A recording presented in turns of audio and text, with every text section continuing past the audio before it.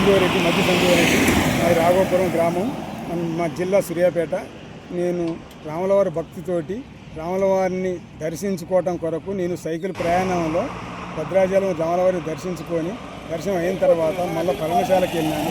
పర్ణశాలలో దర్శనం చేసుకొని మళ్ళీ రిటర్న్లో వచ్చి భద్రాచలం నుంచి మళ్ళీ మేడారం పోతున్నాను. మేడారం పోయి మేడారం నుంచి మళ్ళీ వరంగల్ 1000 స్తంభాల గుడికి చేరుకొని అక్కడి నుంచి మా గ్రామం సొంత గ్రామానికి సూర్యాపేట నుంచి మా సొంత గ్రామానికి చేరుకోవడానికి నేను నిశ్చయించుకున్నాను. నాకు ఒక దేవుని భక్తి మీద, రాములవారి భక్తి మీదనే నేను ఇన్ని 700 కిలోమీటర్ల దూరంతో సైకిల్ మీదనే తిరగడం జరిగింది. నాకు ఎలాంటి హామీ కూడా కలగలేదు, ఎలాంటి ఆవేశంగా లేదు. జై శ్రీరామ్, జై శ్రీరామ్, జై శ్రీరామ్. మీ వయసు ఎంత ఉంటుందండి? 60 దాటింది. మీకు ఎందుకని ఇలా సైకిల్ మీదనే ప్రయాణం చేయాలనే ఆలోచన వచ్చింది? నేను ఇక ఆ దేవుని నమ్ముకున్న స్వామి, రాములవారిని నమ్ముకొని నేను వస్తా స్వామిని దండం పెట్టినంతే.